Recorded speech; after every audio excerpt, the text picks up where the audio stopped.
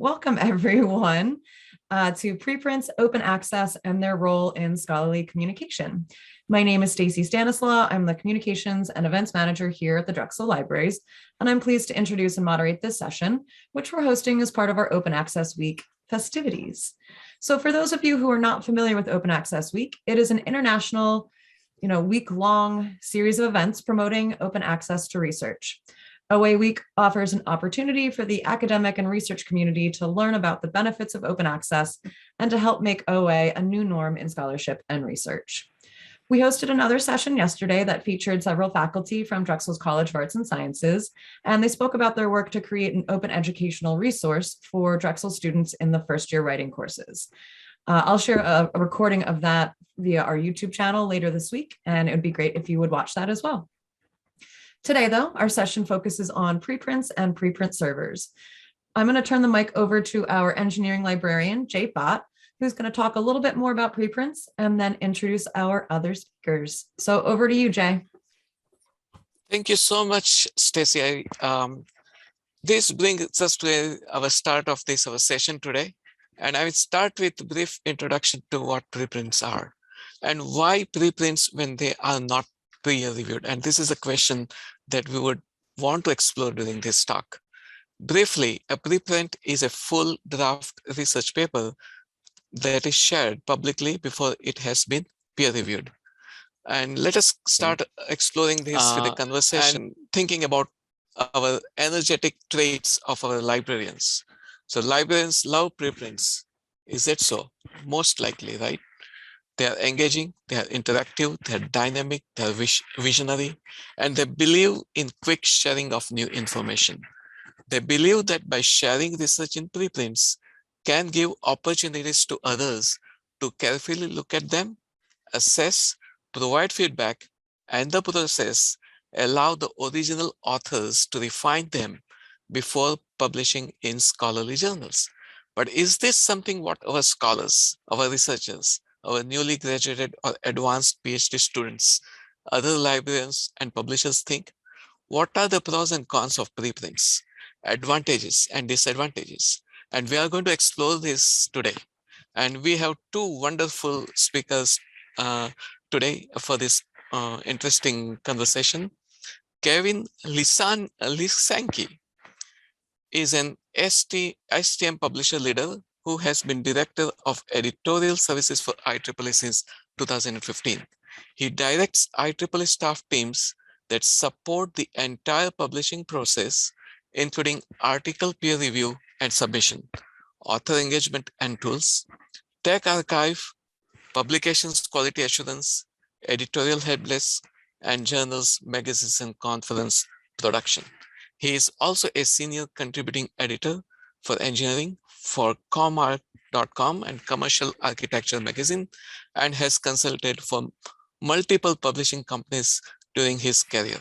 Kevin is a graduate of Rutgers University, New Brunswick, New Jersey. And we have PhD student Vignesh Perwal in the Mechanical Engineering and Mechanics department at Drexel. He completed his Bachelor of Engineering in Mechanical Engineering from University of Mumbai, India, and Master of Science in Mechanical Engineering at Drexel University. His professional experience is in the domain of mechanical design for the automotive sector and new product development of special purpose machines from concept to prototyping and manufacturing. And we hope that this will be an interactive and engaging session, and many of you will share your ideas and ask questions after the presentations. And please feel free to have your questions in the chat or raise your hand after the talk, and we would love to have your questions. So please welcome Kevin Lisanki and Vignesh, and we start with Kevin. Over to you, Kevin. Thank you very much, Jay. Just let me share my screen.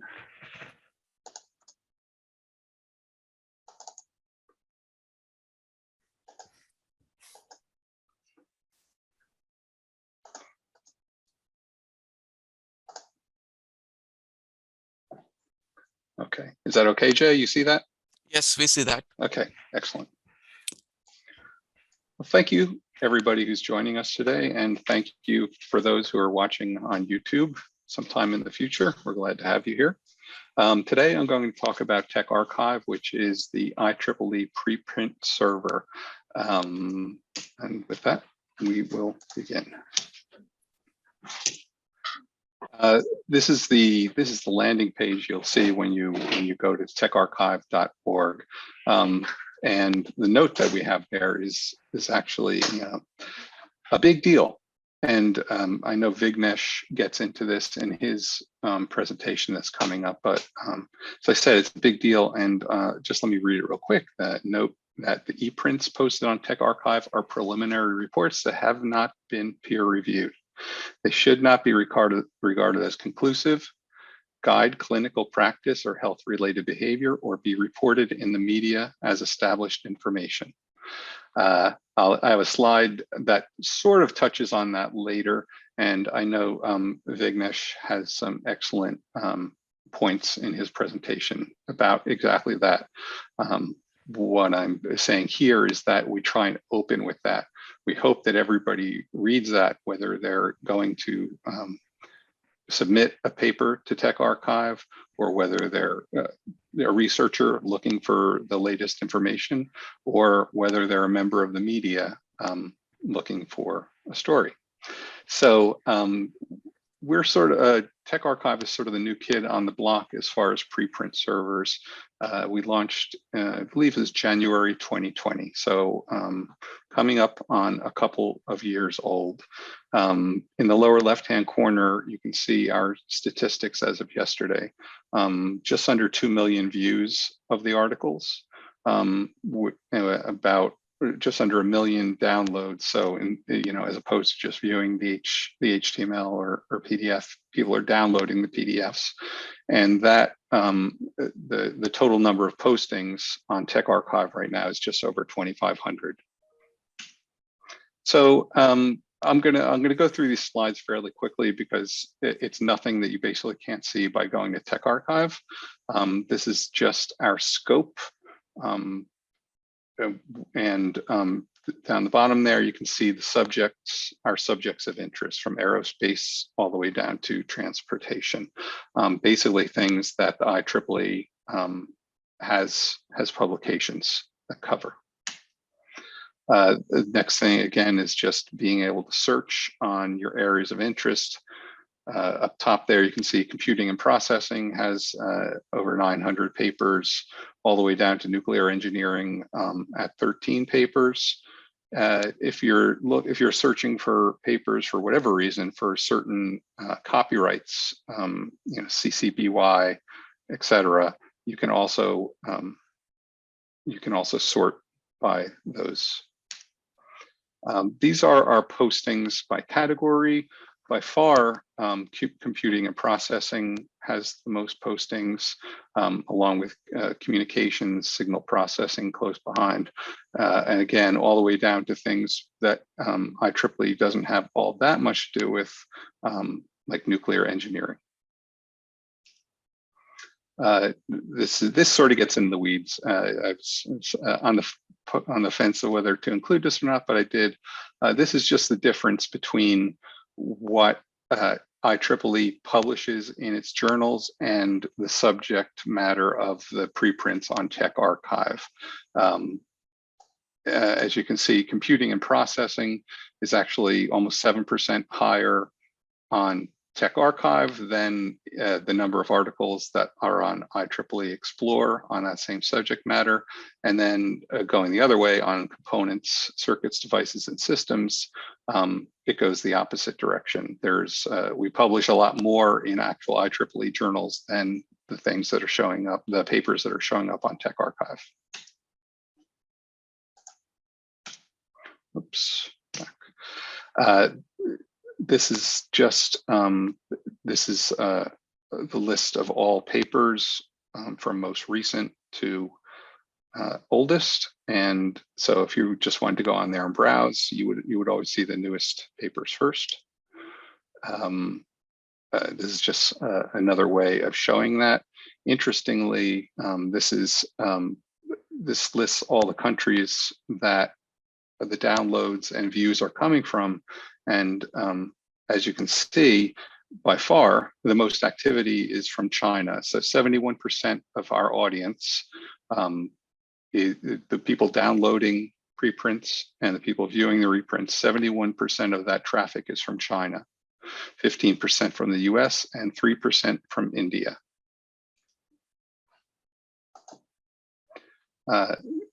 This is just a graphical view of that.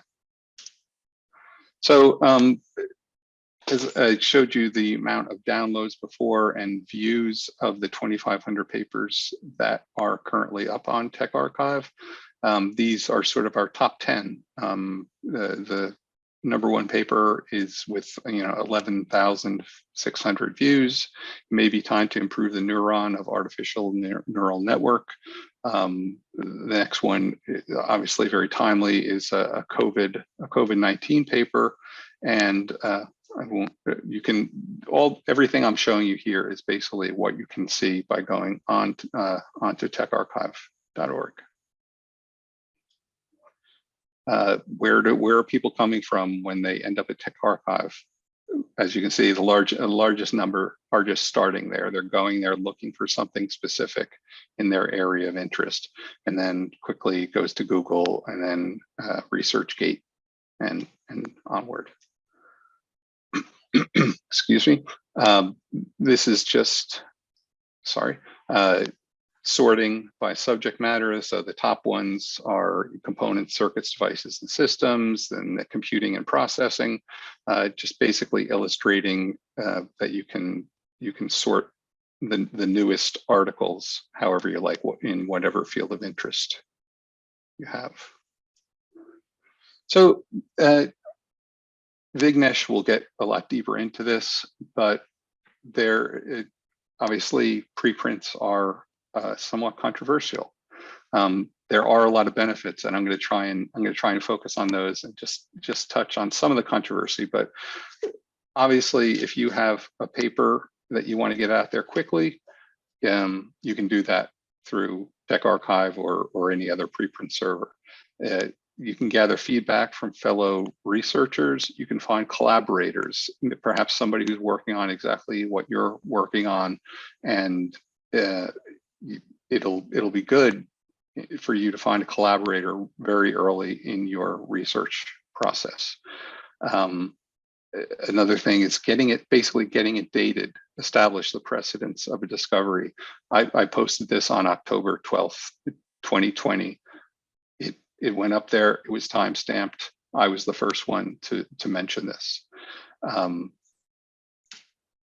And so, as I said, to sort of touch a bit on what some people see as the problem with preprints. Biomedical preprints especially have come under fire, especially in the age of COVID, as being dangerous. Do you really want a biomedical preprint out there drawing conclusions that are not peer-reviewed? Media outlets, again, they're unlike the folks on this phone call and listening to this recording, they don't really realize the difference between peer-reviewed and published or just posted. And so you may see preprints that are disseminated in a magazine, on a website, on a television program, as if it is peer-reviewed literature. But looking at the other side, IEEE, so we sort of surveyed our members and volunteers and authors, and there was a call for IEEE to have its own preprint server. And basically, preprints continue to be a growing part of the research life cycle. We get in there early, an author can get in there early with an early version of their paper, perhaps find collaborators, get good feedback from people in their research, and basically, as a not-for-profit, we're just looking to support our researchers in any way that's needed. And preprint server for us was not a big ask. Of course, people can still post on Archive or ChemArchive or whatever preprint server they like. There's no, if somebody posts first on IEEE TechArchive, there's no need for them to end up publishing that research with IEEE. They could go to Wiley, they could go to Elsevier, in the same way that somebody posting on Archive or another preprint server may end up publishing with IEEE after not using TechArchive. So basically my point is that we don't hold anybody to publishing with us just because they preprint with us. And something that's ignored, I think, by a lot of people is that some researchers just want to get the research out there. They don't feel the need to have it peer reviewed. They don't see the need to have it officially published in a journal. They just want to get the information out there, share it with people, get feedback from people, and basically at that point they're done. They don't pursue it further. So a couple of questions that had come up early in this presentation are, we do send every submission to TechArchive through our Authenticate Similarity Check. And any paper that fails to go through where plagiarism is detected, or that the system can tell that it's already been published or parts of it have been published, is automatically rejected. Beyond that, of course, it's not peer reviewed, so nobody is making any judgments. The moderators who read these papers are not making any judgments on the validity of the research. They're basically just making sure that, first of all, it's written in English, that it contains unpublished technical content that is within the scope of IEEE TechArchive, that there's nothing offensive in it, that it's not plagiarized, and that if there are any figures or other information that are used in the paper, that permission has been received from the copyright holder. This is just the submission screen. It's just a drag and drop that leads you quickly through submitting your paper to TechArchive, and within a couple of days, it is processed by moderators and you'll get a decision. And that is basically it for me. I had asked Jay and Stacy and Vignesh if I could go first, only because mine is my presentation is a bit less controversial in that I'm just presenting how IEEE is handling the question of preprints, and Vignesh digs a little bit deeper, I think, into whether preprints are a good thing, a bad thing, or if they're just something that has their place. And with that, I will stop sharing and send it back to everybody else. Thank you, Kevin, for a wonderful presentation. And we'll have questions later on after Vignesh's talk. So Vignesh, over to you. And you will need to unmute, Vignesh. I'll share my screen now.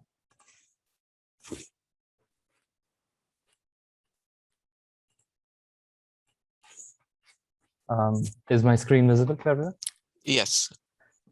All right. Thank you, Jay sir, for introducing me, and thank you, Kevin, for a wonderful introduction to TechArchive.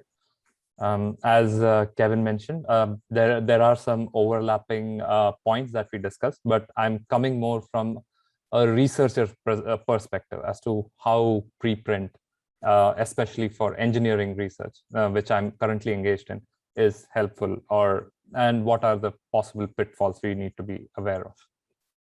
So the general points I'll be discussing in this is the main goal of academic publishing, what open access means to us, what in general an umbrella definition of what preprint is, and interesting facts about preprint before the internet. What are the current enablers for preprint? A case study, more like a personal case study for me, as to what my experience is with preprints.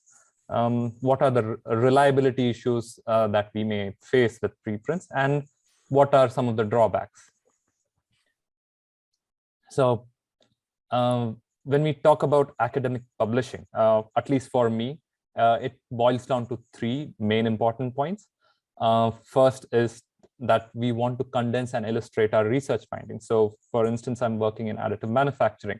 Once I've researched it, I'd like to make condense down probably like months or years of work into something that makes logical sense. And then I would also like to reach more readers, especially researchers is my own field, who read this, appreciate it, and acknowledge the findings that I have. Finally, the final goal is that the research I've done finds some form of synthesis with other relevant research and pushes the scientific frontier.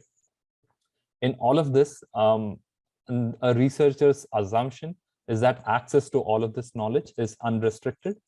But if it were to be restricted, then in that scenario, what we realize is that more and more the 2 points that I discussed lastly do not happen, and it's only a process of condensing and illustrating research findings. So that is where most researchers, are interested in the idea of open access, in that it is accessible to everyone. Everyone gets to read their research without hitting a paywall. And the reason this is being enabled is now there are more open access journals, and even journals which are subscription based. They make many articles open access by including a small fee for it. Also, many other enablers like funding agency mandates and policies of research universities require open access to be part of the whole publication process. But as I mentioned, the whole open access does involve a small fee, and though in developed countries like the United States, it may not be much when compared to the whole print process. In developing countries, this becomes a hurdle. So interestingly, this is where most of the developing country is also tapping in the recent past, and that is preprint. Preprint, I would like to repeat what Kevin mentioned. It's a scientific article posted before peer review.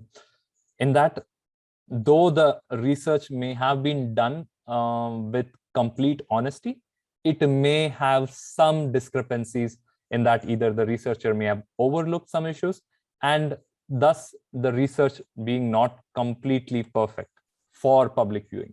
However, many people end up assuming that since it is a part of scientific literature, it has to be correct. That is not the case with preprints. At least for the peers in that particular discipline, preprint offers an avenue of looking at what the cutting edge of research is, and thus it is open to peer scrutiny as well. So for instance, if I put in a preprint in TechArchive with IEEE, what I am doing is I'm opening myself up for scrutiny from all the people who are working in my domain, either in form of constructive criticism, where they may channel me into directions which may help enrich my research, or also sometimes it may be found that my research isn't up to the mark and probably may affect the whole publishing, me publishing the whole article, which I'll get back to in some time.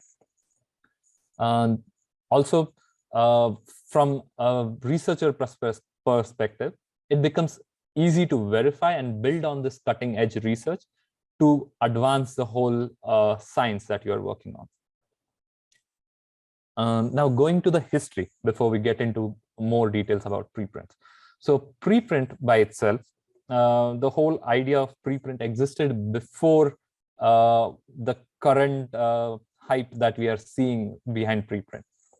So back post World War II, when there was difficulty in sharing research and publishing research, many researchers, especially in the physical science and physics especially, used to print out and share these research with their colleagues before it was even peer reviewed. And this is what they called the paper preprints, and the name preprint stuck from there. And it took off quite well, at least in physics. Thereafter, NIH established something called as information exchange groups to enable this in the biological sciences. It was, for the most part, it was well received. However, it was a very expensive endeavor, to the point that these IEGs had to mail these, mind you, because back in those days, we are talking about paper preprints. And the mailing cost, at least from one specific source mentioned, went up to $400,000.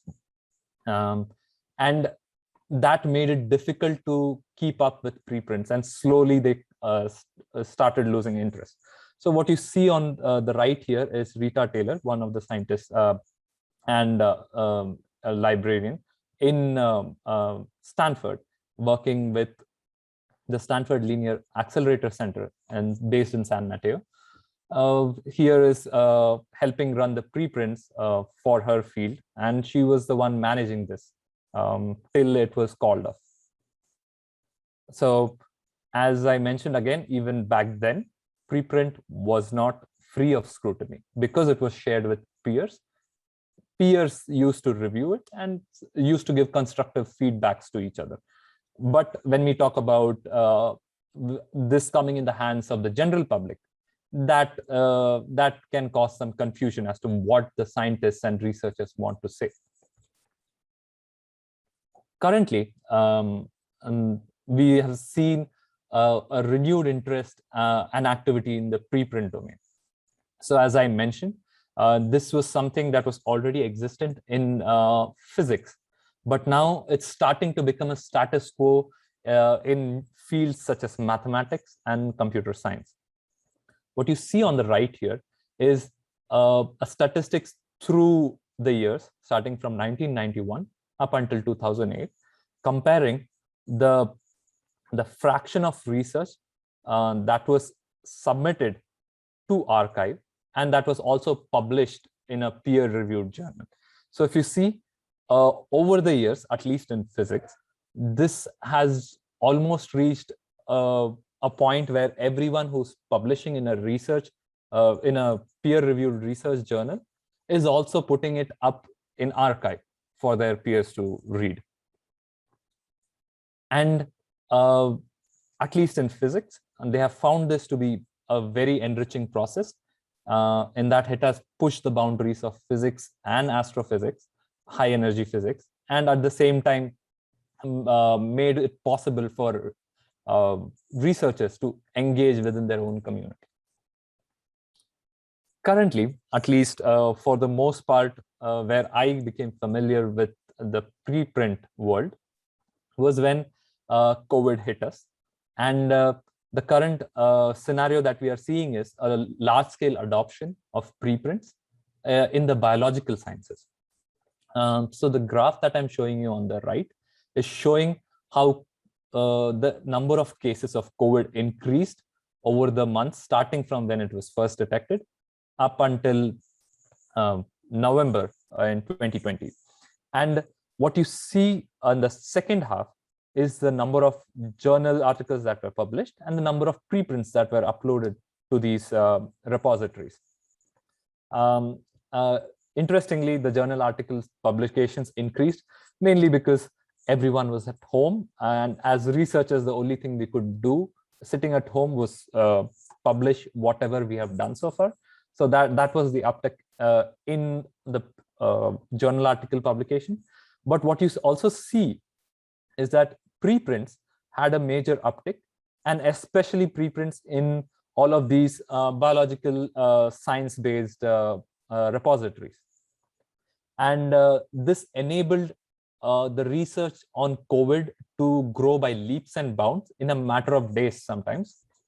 And it's also called as a coronavirus cascade, in that it led to an unbelievable amount of research that was happening all over the world, where researchers are coming together, reading up on these preprints and trying to verify it, and at the same time build upon it to find a solution to the pandemic, which like almost for all of us, it was something that we had never experienced at such a scale.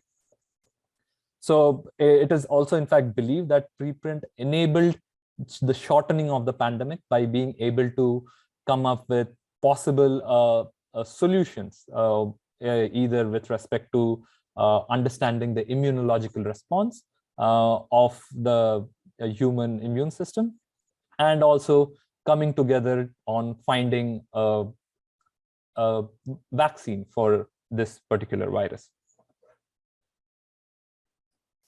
What I would also like to bring to your attention is what many researchers have noticed, at least again in physics, is that it increases their visibility and recognition in the field.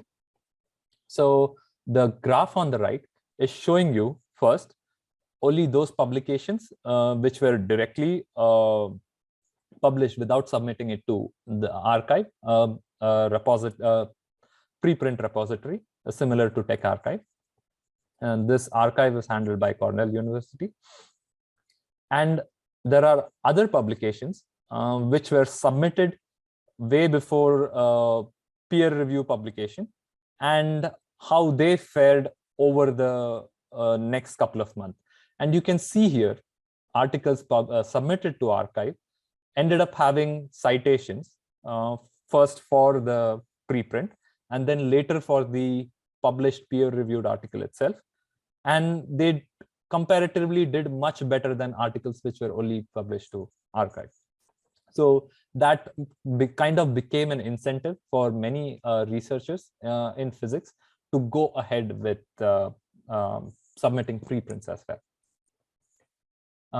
I would also like to bring to your notice a point on how preprints are favored, at least by different disciplines first.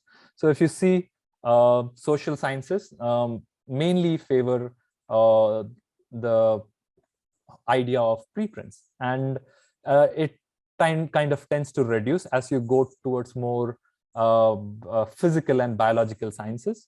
Especially it's pretty high with mathematical and physical sciences, but in engineering and medical health, it's kind of low. And at least with medicine and health, it is also kind of, it also makes sense because we have seen during the pandemic, the availability of preprint to the general public also brought in it some confusion to the general public as to what the science is on the pandemic that we are facing.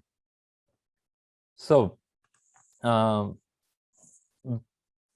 the point of view of academicians and me being a grad student, I can fairly relate to this graph on the right, which shows that most graduate students are very willing to try the concept of preprint, both in terms of submitting to it and also reading and understanding more about how the technology is.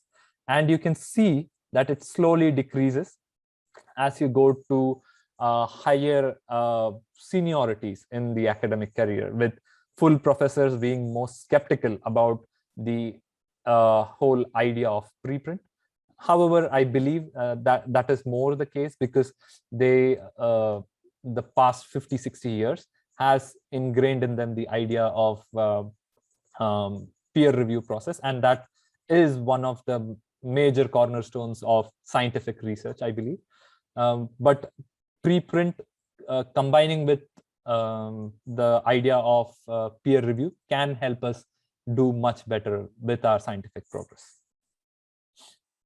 Finally, I'd like to present to you a case study as to how I went about understanding the importance of preprints.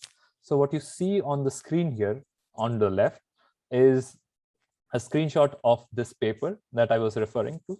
So this paper was added to the archive preprint and made available to the general public on May 11, 2020. And I guess I found this article around May 20. And this article was then later published, peer reviewed and published. in the Additive Manufacturing Journal, part of Elsevier, in October 19, 2020. This was made available online by that time. It was actually published in December 2020. So from May to October, that meant a period of 6 months. And at least for a researcher, like a PhD researcher like me, who started his PhD in 2018, and I'm expecting to finish it in 2022, which comes to about 4 years.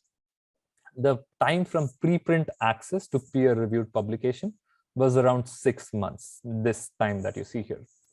And this accounts for 12.5% of my PhD research. Now, if I were to find this at the later point, at least in my case, and this is where it made a big difference to me, is that I had made my research proposal around this time, somewhere here. If I were to find this paper sometime later, I would have ended up proposing something which was already covered in the previous article that I showed you. And I may have had to rework much of what I had proposed in terms of my research goals. In terms of 12.5% of my research time, that would have been a lot of time wasted for me. And it would have led to other unforeseen consequences as well. Another example, a more independent example that I would like to bring is from this article, where which was first received by the journal in 2018 June. And we won't pay attention to that. More attention we'll pay to is this revised October 2018. And the reason I'm emphasizing on that is, usually at this point, the article has been refined by suggestions from the peer reviewers and is probably almost good to go. So from the revised date, that is October 2018, to May 2019, that is roughly around 6 to 8 months, and which is similar to the time frame that I also looked at when I was using the paper I looked at.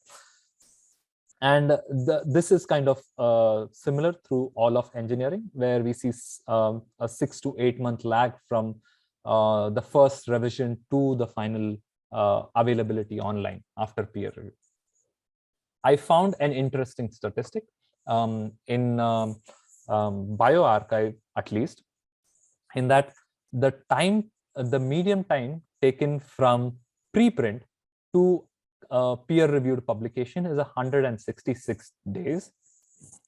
And if you see, like, if you go across different journals, at least most journals with very high impact factors tend to have the preprint age compared to a preprint age at peer-reviewed publication on the higher end, sometimes at around 250 days.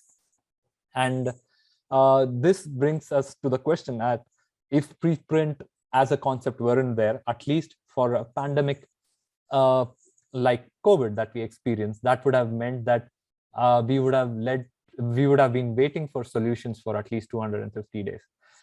It doesn't translate directly to what we do in engineering, in that nothing much in engineering has faced such immediate and urgent requirement of results. But however, you do see the benefits of having preprints and how that enhances the speed of research that is happening. Now, though I have waxed a lot on how preprint is beneficial, to give you a complete picture, I would also like to focus on some of the drawbacks. One of the major drawbacks that as researchers we are looking at is that this has led to double citation. And what I mean by that is people end up citing sometimes the peer-reviewed publication and the preprint together in the same article. And this kind of becomes like citation hacking, but that was probably never the intention of many of the researchers who ended up getting double citations on this. Apart from that, double bind double-blind peer review that is considered a very good standard for scientific scrutiny may be affected. And by double-blind peer review, I mean in both the researcher who's submitting the article and the researcher who is reviewing the article do not know the identity of each other.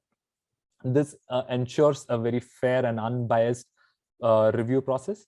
However, if the preprint is already available, sometimes it may color the judgment of the human reviewer on the other end. Also, there has been some news about negative perception of a particular paper. So for instance, if a paper was already put up for preprint and it received a lot of negative reception in that probably the methodology or the results of the paper did not attract much traction, then it may affect the paper's potential publication possibility. Apart from that, one final concern which showed up during the pandemic was that how preprint has implications in the society when it's made available to people apart from those who are already working in that field. So in biomedical and bioengineering, when you make preprints available, more often than not, people tend to assume that since this is scientific literature and it has gone through the due peer review process, and whatever has been put on paper is worth its weight in salt. For more often than not, that is the case. But since research is an iterative process, and there may have been honest mistakes or overlooks from the end of the researcher, the sharing of preprint with the general audience can be tricky. So that's something I believe is something we need to work with in the future. Finally, how we can improve the reliability on this is by using the idea of free recommendation process, where once it's available to the peer groups, the peer researchers, they can help to improve these researches. And it is also happening in a very organic manner, where people are sharing their research on LinkedIn and Twitter and ResearchGate, and in the form of preprints, and they are receiving some really good feedback on that. To wrap up, I'd like to summarize with some of my thoughts, where I believe, and this is what I understood, is that preprint has been around and will be around for the foreseeable future in different fields. And good and sometimes really great science has come out of preprints. And it has done us more good than not, especially in times of distress, like post-World War II and COVID, as we have all seen. But it has to be prefaced with the idea that all of the preprints require careful scrutiny from researchers. With that, I'd like to conclude my presentation. Thank you.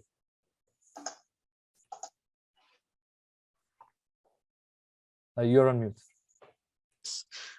Thank you, Vignesh, for a wonderful presentation. This is exciting, and I think this opens up a platform for all of us to ask, question, think, and continue to have this wonderful dialogue that we have been having. And yes, it is physics and biology and all those areas have seen preprints, but do you think in engineering also that would have an impact later on with more preprints in coming in to engineering? And we have seen from Kevin, the IEEE TechArchive has a number of articles. So let's start conversing with that question, and then we'll also look at what people are asking. And there's a comment from Gabby. Excellent presentation, Vignesh. So that's thank you. Thank you, Gabriel. So what do you think in terms of engineering, and what is the vision for preprints in engineering, especially within the perspective of interdisciplinary research, as biologists and engineers and psychologists are also working together in some cases? I would like to add some, if Kevin doesn't Sure. mind.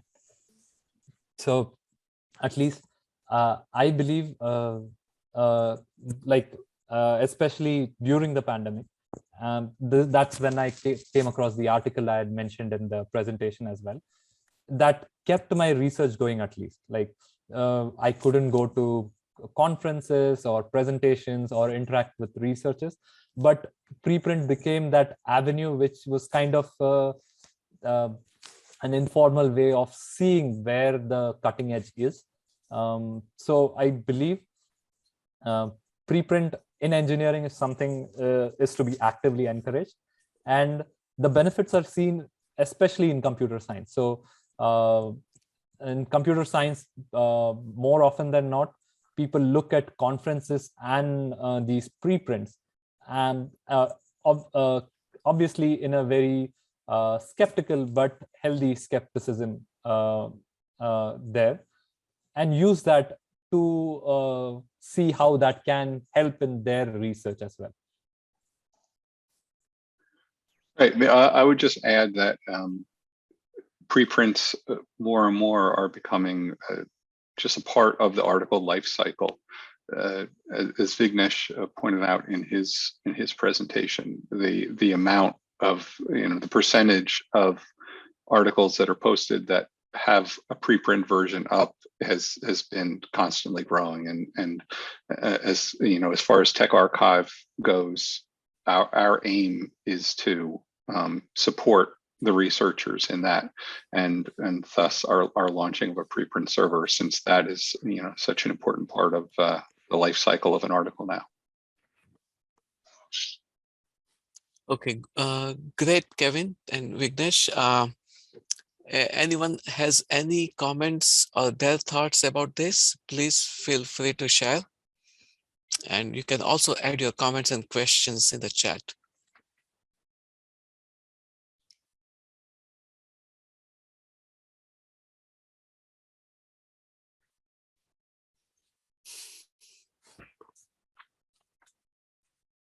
Okay, I have one more question for you. Even in scientific fields in engineering, I have seen a lot of growth, and recently there's one repository in ultrasound that came up, and Engineering Archive has access to a number of different repositories or preprints and articles there. My question is, while number of preprint repositories are increasing, how do you recommend researchers choose where to deposit their preprints? Where do they start? Right. Well, they should start with TechArchive. but no, seriously, many researchers use multiple preprint servers, and there's there's nothing specific to keep them from doing that. I think a large part of it comes from them, the author, taking the lead on letting people know that it's posted. Much more important than where it's posted, whether it's archive or TechArchive. I think more important is that they get the word out there, whether it's on LinkedIn or Twitter or wherever they tend to mix with other researchers, and supply a link. And again, there's obviously no firewall for a preprint, so they don't have to worry about anybody running into that. But yeah, I would say more important than where they post it is the fact that they get word out to people who might be able to help them. So do you think that TechArchive focuses on computer science, electrical engineering, all those areas? Or if Vignesh has an article in mechanical engineering perspective, would TechArchive be appropriate for him? Right. Well, and I would say just to visit TechArchive and see specifically the subjects that are supported. We don't want to turn down people who come with very specific engineering that IEEE doesn't support. Right. So it's right on the site exactly what Vignesh or anybody else would want to submit. Okay. Any other comment? I see. I think we have a comment in the Oh yeah, chat. David. Yes. David Pixton is writing. Have there been any discussions around how a published paper and its preprints might be linked to address the double citation problem and perhaps help more broadly promote understanding of the relationship between preprints and peer-reviewed publications?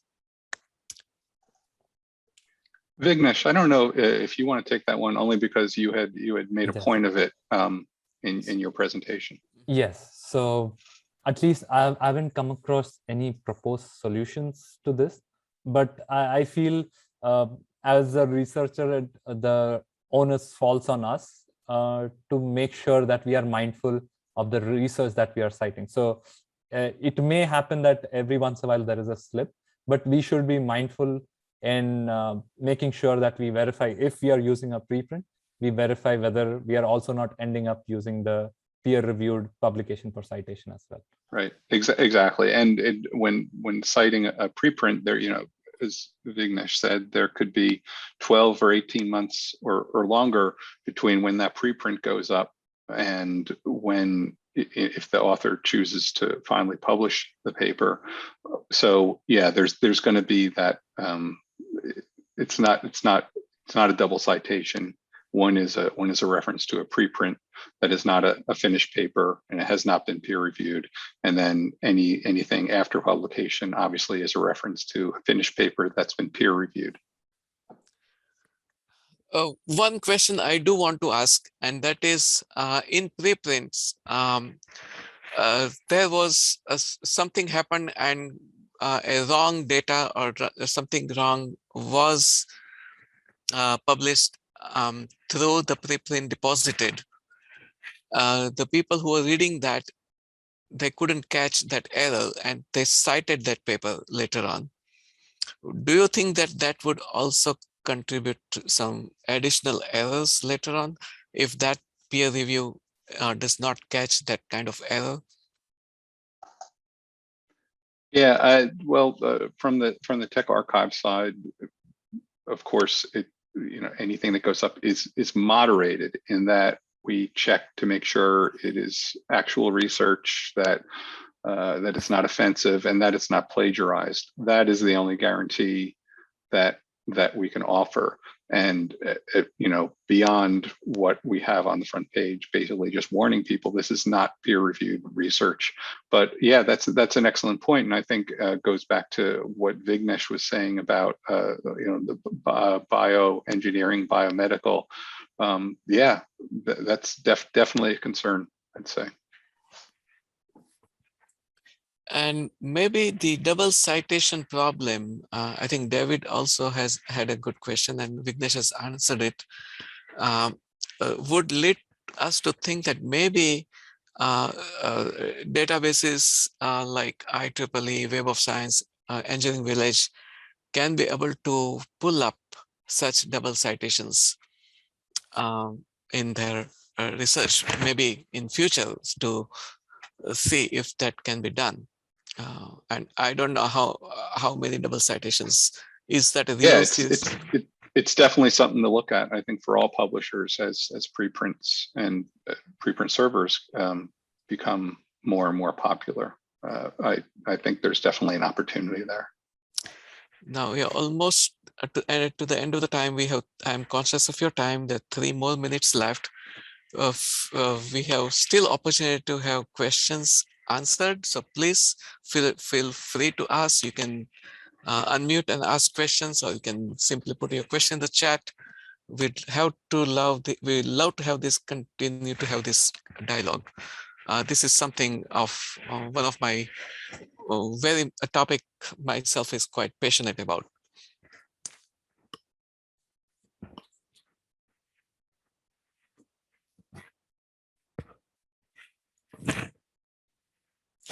And if not, I want to ask the last question, and that is, if there are any incidences of retracting reprint because of scientific misconduct or somehow something discovered later. I know they are not peer reviewed, but something happens and you discover it.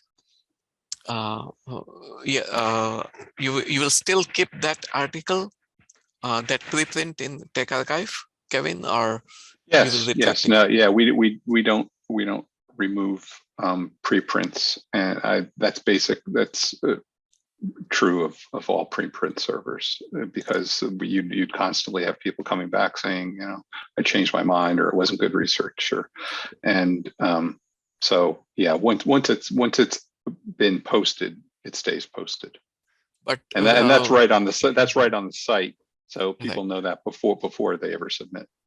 Right, but will there be a note or anything added to that this is an erroneous data reported later, and even though you're keeping it, but yeah, we haven't hit that yet. You know, of course, any publisher hits that sometimes with actual published articles, where you'll add a note that there was a problem, but that's a very formal process before something like that can happen.